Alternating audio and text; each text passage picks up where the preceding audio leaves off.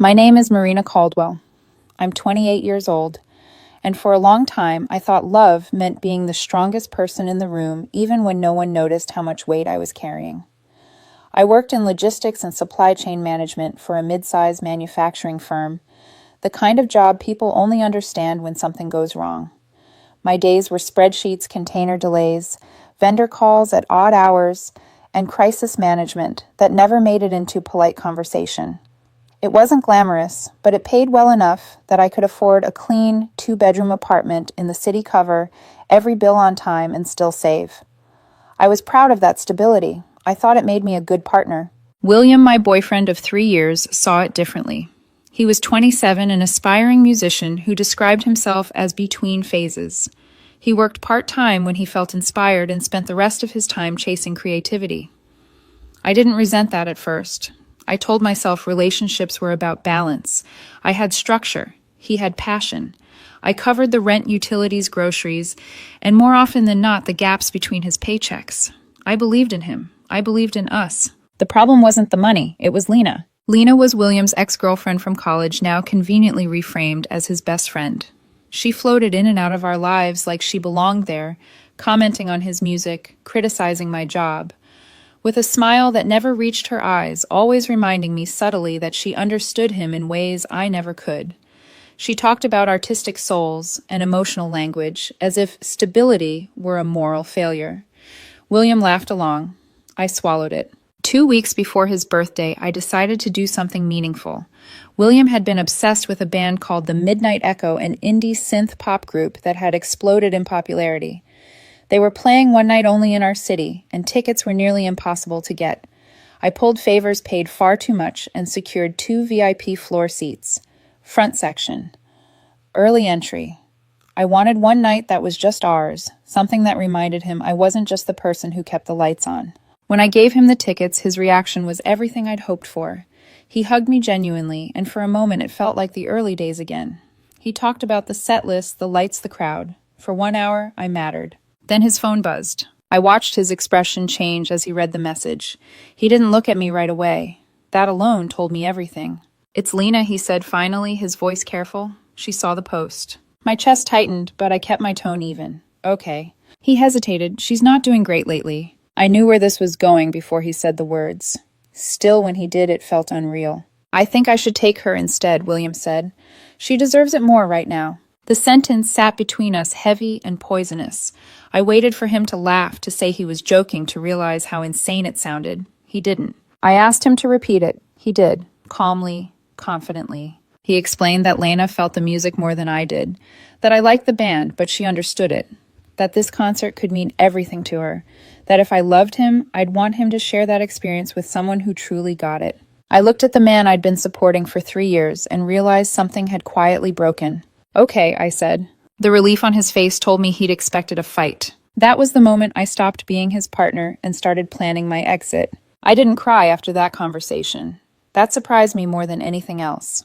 I went to bed that night beside William, listening to his breathing as he slept, and instead of feeling heartbreak, I felt a strange, hollow calm, like something vital had already drained out of me. I stared at the ceiling and replayed the conversation over and over, not because I was trying to find a way to fix it, but because my brain was finally doing something it had avoided for years, adding everything up. Every bill I paid without being asked. Every apology I made when I was the one being disrespected. Every time I was told I didn't get it, as if emotional intelligence were measured by how little responsibility you carried. That night, the love didn't explode. It powered down quietly the way machines do when you flip the main switch. The next morning, William acted lighter than he had in months. He kissed my cheek while I was making coffee and thanked me again for being cool about everything. He said most women would have lost their minds. He said I was different, mature, secure. Each compliment landed wrong, like praise meant for someone he'd invented, not the woman standing in front of him. I smiled anyway. I nodded. I listened as he talked about outfit ideas for the concert, about how Lena was already planning their night down to the minute. I noticed how he said there without hesitation. I noticed how natural it sounded to him. That was when I realized something else. My silence wasn't agreement. It was a decision. That same morning, after William left for his shift, I opened my laptop and pulled up my banking app. I didn't do it dramatically. I didn't slam anything shut or whisper vows to myself. I just looked. Rent utilities, internet groceries, subscriptions, insurance. My name on nearly all of it. Then I opened my calendar. The lease was month to month. I'd agreed to that originally because William liked flexibility. He said commitment to a space stifled creativity. I remembered defending that choice to my parents, insisting it made sense for us. Now it felt like a quiet gift from my past self, one I hadn't known I'd need. I didn't tell anyone what I was doing. Not my friends, not my sister, not even the coworker I trusted with everything else. I knew how easily plans leaked when emotions got involved, and I couldn't afford interference. William still thought this was a minor conflict, a lover's spat that would resolve itself once the music faded and Lena got whatever emotional fix she was chasing. He thought I'd be there when he came home. That assumption was the last thing I was going to give him. Over the next few days, I moved through the apartment like a ghost, still doing everything I'd always done, but with my attention turned inward. I cooked dinner. I answered emails. I went to work and smiled in meetings. Inside, I was cataloging what was mine, what I'd paid for, what I could remove without causing immediate suspicion. I started with documents, passport, birth certificate, insurance paperwork, then valuables that wouldn't be missed right away, jewelry, my laptop backup drive, small things, but important ones. Each item I set aside felt like reclaiming a piece of myself I'd loaned out and forgotten to retrieve. William didn't notice. He was too busy living in anticipation. He talked endlessly about the concert, about how Lena used to listen to the Midnight Echo with him late at night in college, about how the lyrics had saved them during a hard time. I wondered briefly if I'd ever had a chance to compete with nostalgia and martyrdom wrapped in the same person. Then I stopped wondering. Competing implied the game was still being played. I was already stepping off the board. On Thursday night, he asked if I was okay. It wasn't concern, not really. It was a check-in, the way you glance at a weather app before leaving the house. I told him I was fine. I told him work had been busy. I watched relief settle back into his shoulders. He didn't ask anything else. That was the moment I knew he truly believed I'd accepted my place in the story he was telling himself. The supportive girlfriend who would always understand, always adapt, always stay. By Friday, the calm had hardened into clarity.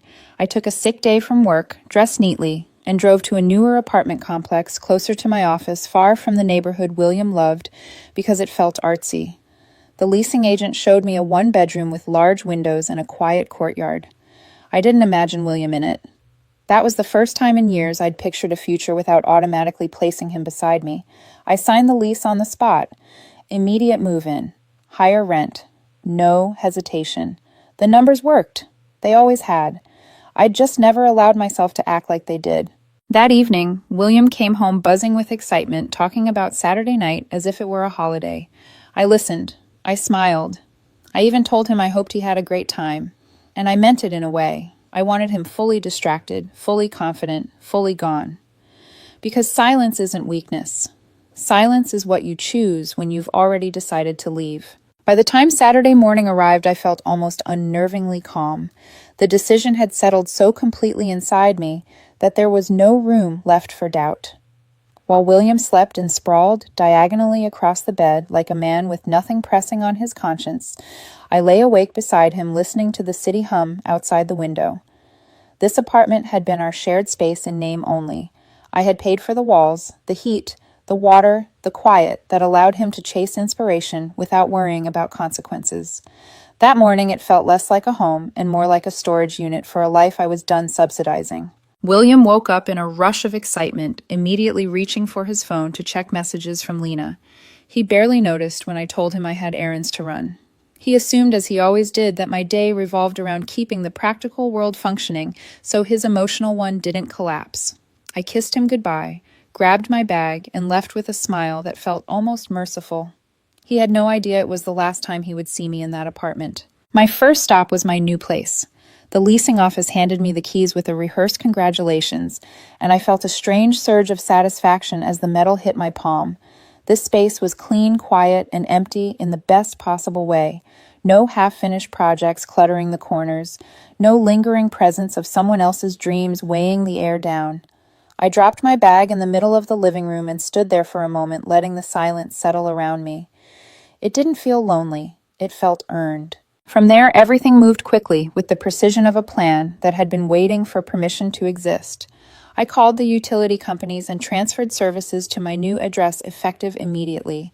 Electricity, internet, water. Then I called our landlord. My voice was steady, professional, the same tone I used when negotiating shipping contracts at work. I told him I was terminating the lease, paying the penalty, surrendering the keys by Sunday night. He didn't argue. Money has a way of smoothing over inconvenience, and I'd been the reliable one on that lease from day one. Back at the apartment, I started packing in earnest. I didn't rush, but I didn't hesitate either. Clothes went into boxes, books off the shelves, kitchenware stacked carefully. I took only what was mine, which turned out to be almost everything. The couch, the dining table, the television, the bed frame, the mattress. Each item I labeled felt like another quiet correction, another line item in the ledger of who had really built that life. William came home in the afternoon, dressed all ready for the concert, his energy bouncing off the walls. Lena would be arriving soon, he said. They needed to leave early to make use of the VIP access. He asked if I could move some boxes out of the hallway because they were killing the vibe. I agreed without comment. He didn't question why the boxes were there in the first place. He didn't notice that the apartment was slowly hollowing out around him. He was too focused on the night ahead, on the music, on Lena. By the time Lena arrived, I was sitting quietly on the couch, my purse at my feet, my keys already removed from my keyring. She swept in with the confidence of someone who believed she belonged wherever she stood. She barely acknowledged me, too busy complimenting William, too busy adjusting her outfit and laughing about how perfect the night was going to be. I watched them together, the way they leaned toward each other, the way they spoke and shared references I was never meant to understand. It didn't hurt the way I'd once feared it would. It felt clarifying. They left in a rush, laughter trailing behind them as the door closed. I waited until I heard their footsteps fade down the hallway, then, until the building's front door slammed shut. Only then did I stand up. The apartment was suddenly very quiet, like it was holding its breath. I walked to the window and watched them get into the car, watched the headlights disappear around the corner. The moment they were gone, I pulled out my phone and made one last call. "You can come up now," I said. The movers were already waiting. The movers worked with the kind of efficiency that comes from doing this for a living and not asking questions. 3 men, all business clipboard out, scanning the apartment the way professionals do, calculating weight value time. One of them asked, "Everything that's yours?" And I nodded. I didn't need to explain further. The distinction was clear. Anything I had paid for anything I had carried into this relationship and kept afloat with my own money and effort went with me. What remained behind would tell its own story. The couch was first, then the television, the dining table, the bed frame and mattress. The espresso machine William used every morning, without ever asking how much it cost, disappeared next. Box by box, the apartment began to echo. The sound changed as the furniture left footsteps bouncing off walls that had once absorbed laughter and arguments alike. I stood in the doorway, arms crossed, watching the life I'd built get dismantled in under 2 hours. It wasn't violent. It wasn't emotional. It was logistical, precise, almost surgical. And somehow that made it feel right. When the movers finished, they looked at me for confirmation. I did one final walkthrough.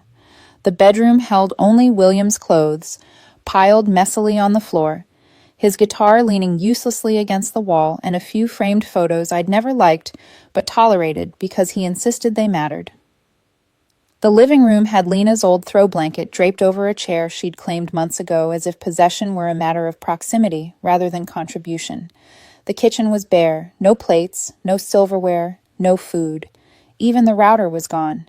The apartment wasn't just empty, it was uninhabitable. I sat down on the floor and wrote the note on the back of an old utility bill. I didn't give it much thought. I didn't want poetry or explanations. I didn't owe him closure. I wrote what needed to be said and nothing more. I placed the note and my key on the kitchen counter, the only surface left in the entire space. Then I walked out, locked the door behind me, and dropped the keys into the landlord's box downstairs. The sound they made when they landed was soft, almost anticlimactic, but it felt final in a way words never had. I drove to my new apartment, ordered food, and blocked William's number before the receipt even finished printing. Then I blocked Lena. Then anyone connected closely enough to think they might act as a messenger. I ate on the floor of my new living room, surrounded by boxes, and slept deeply for the first time in months. No anxiety, no waiting for someone else's mood to dictate the atmosphere. Just silence, clean and complete. I didn't hear what happened that night until 2 days later. A neighbor from our old building, someone I'd spoken to just enough to know he was observant, found me through a mutual contact. He told me William came home close to 3 in the morning, drunk on music and expectation, only to find the apartment gutted. He said William screamed. Not a single outburst, but prolonged panicked shouting. The kind that comes when someone realizes too late that they misunderstood the situation entirely. He said William thought we'd been robbed. He said the police were almost called until someone pointed out that thieves don't take furniture and leave clothes behind. By Sunday morning, the landlord showed up for inspection. William was told very clearly that the lease had been terminated and that he had no legal right to be there.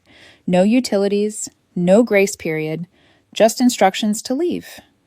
According to the neighbor, Lena didn't say much.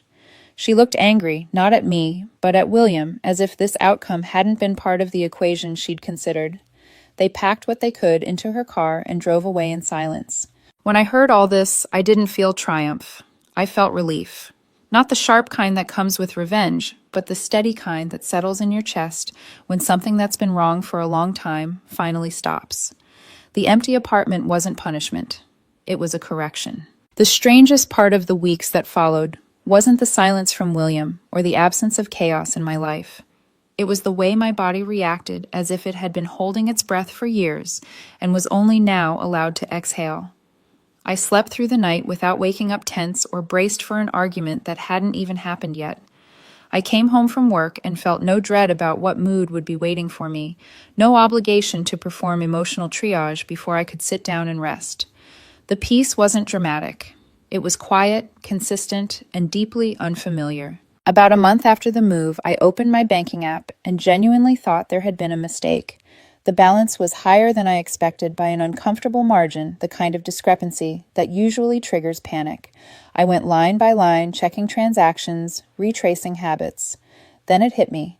I wasn't paying for William's groceries anymore. I wasn't covering his subscriptions, his takeout orders, his last-minute emergencies, or the utilities inflated by his all-day presence at home. I wasn't funding Lena's visits, her wine, her inspiration nights, or the unspoken assumption that my resources were communal by default. The number stared back at me like proof I couldn't ignore. I had been spending nearly $2,000 a month just to maintain a relationship that had been draining me dry. I used that money deliberately, not recklessly, not to make a point, but to rebuild. I updated my wardrobe with clothes that actually fit my body and my life. Now, not the compromise versions I'd settled for when I was trying to stretch every dollar around someone else's needs. I joined a gym near my new apartment, the kind with quiet mornings, clean locker rooms, and people who minded their own business. I started staying late at work not because I was avoiding home, but because I finally enjoyed the sense of focus that came when my energy wasn't being siphoned off elsewhere. My performance improved. It was subtle at first, then impossible to miss. Projects closed faster. Problems felt solvable instead of exhausting. During a quarterly review, my manager commented that I seemed lighter, more present. 2 weeks later, I was offered a raise. It wasn't life-changing money, but it felt symbolic, like the universe acknowledging a correction that had been long overdue. Through mutual acquaintances, I started to hear about William, though I never asked. Information has a way of traveling when people are curious enough. Without me, things hadn't stabilized for him. The creative freedom he'd once praised now came with consequences he hadn't planned for. He struggled to find a new place to live. Lena's patience thinned quickly when she realized inspiration didn't pay rent. She'd believed, like he had, that I was an interchangeable part of the story, something they could remove without changing the structure. They were both learning otherwise. A mutual friend reached out, tentative at first, then increasingly honest. William was picking up extra shifts he'd once dismissed as beneath him. He was tired. He complained constantly. The music wasn't flowing the way it used to. Lena had moved on from being his muse to being his burden, and resentment had crept in where admiration once lived. Hearing this didn't make me feel vindicated.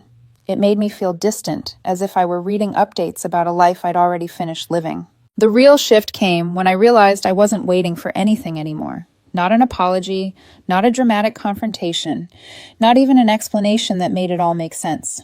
I wasn't checking my phone, hoping for his name to appear, wasn't rehearsing conversations in my head about what I'd say if he reached out. The chapter had closed so cleanly that there was nothing left to revise. That was the gift I hadn't known I needed. Love, I learned, isn't supposed to feel like a monthly expense. It doesn't require you to fund someone else's self-discovery at the cost of your own stability.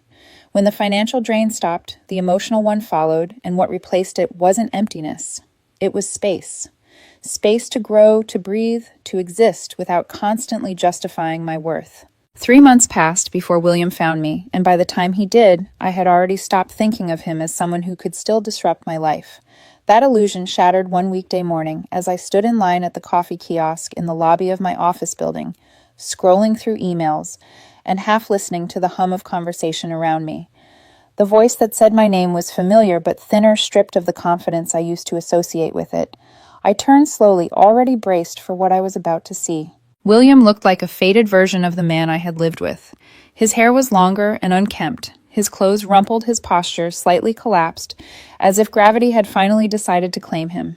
He held his coffee with both hands, knuckles tight, and when his eyes met mine, something like relief crossed his face, quickly followed by panic. I registered all of this with a calm that surprised me. There was no rush of anger, no surge of longing. Just recognition, like spotting someone from an old job you'd outgrown. "You look good," he said quietly, scanning me in a way that made his discomfort obvious. "Really good." "I am good," I replied. My voice sounded professional, almost distant, and I realized that wasn't an act. I meant it.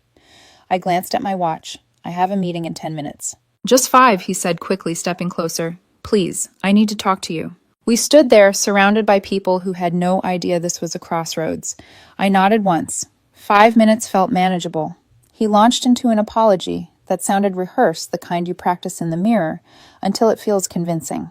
He talked about being confused, about being manipulated, about how Lena had gotten into his head and made him doubt what really mattered. He said he hadn't realized what he was losing until it was gone. As he spoke, I watched his hands shake, noticed how carefully he avoided my eyes when the words got too close to responsibility. "You made a mistake," he said finally, voice breaking. "I made a mistake, but it doesn't have to end like this." "It already did," I said calmly. "In the kitchen. When you told me she deserved it more." His face tightened. "That's not fair. You know it wasn't about you." "It was exactly about me," I replied. "I didn't raise my voice. I didn't need to. It was about how little you respected me. You thought I'd always be there, that I was the safe option, the backup plan." He shook his head, tears forming. "I love you. I always did." I looked at him, then really looked, and felt something close to pity, but not quite. "You loved what I provided. You loved the stability, the safety. But you didn't love me enough to choose me." He reached for my arm, desperate, and I stepped back, creating space that felt as solid as a wall. "I have nothing now," he whispered. "Lena cheated on me. She drained my savings. She left." I checked my watch again. Time was up. "I'm sorry you're struggling," I said.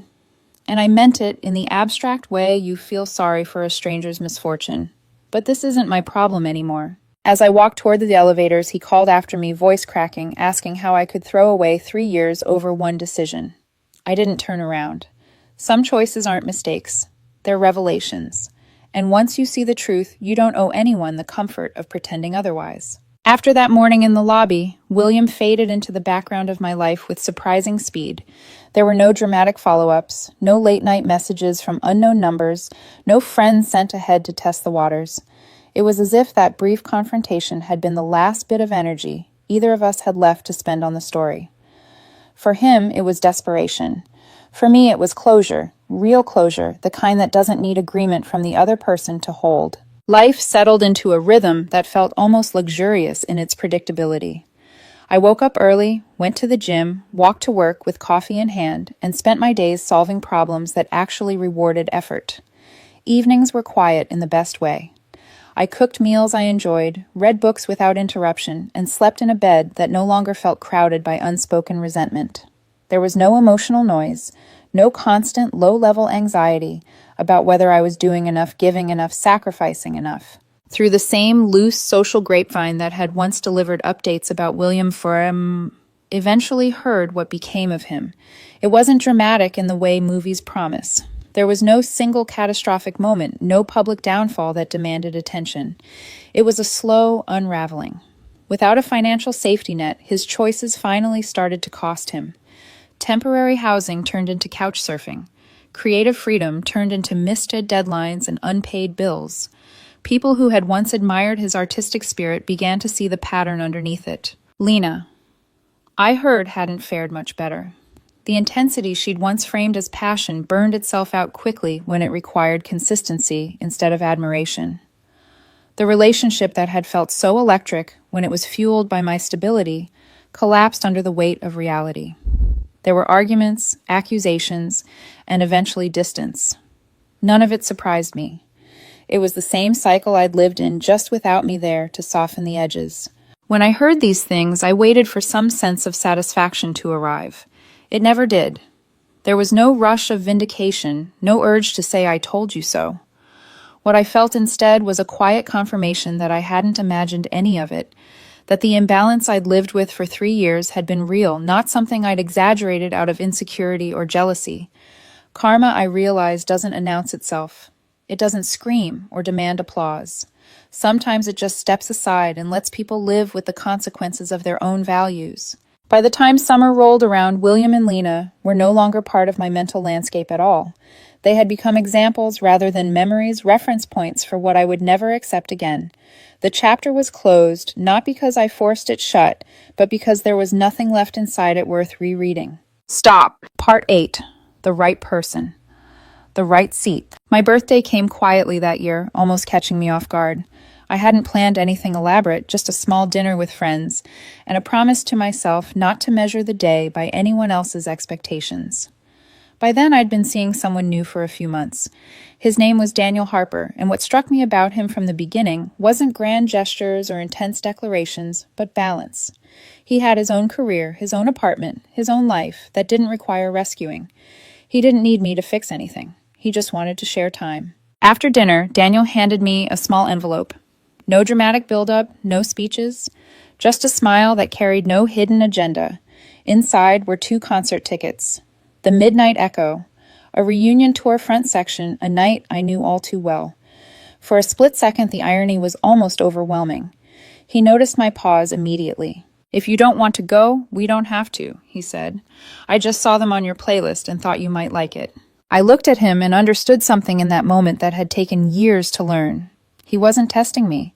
He wasn't trying to prove anything. He wasn't planning to give my seat away to someone else who deserved it more. He'd bought the tickets because he wanted to share the experience with me. That was it. I'd love to go, I said, and meant it without hesitation. The night of the concert, the music was loud, the crowd electric, the lights blinding in that exhilarating way that makes you feel fully present. Halfway through the set during a slower song, I scanned the audience out of pure habit and wondered briefly if William was there somewhere, if he remembered the night he'd chosen differently. The thought passed as quickly as it came. Daniel reached for my hand, smiling as he admitted he didn't know all the lyrics. I laughed and sang along, feeling grounded, not replaced. That was the real ending, I realized. Not revenge, not collapse. Happiness that didn't require someone else's failure to exist. I'd given away the tickets once, and I'd given away a relationship that cost me more than it ever gave back. In return, I got my life, my peace, and a few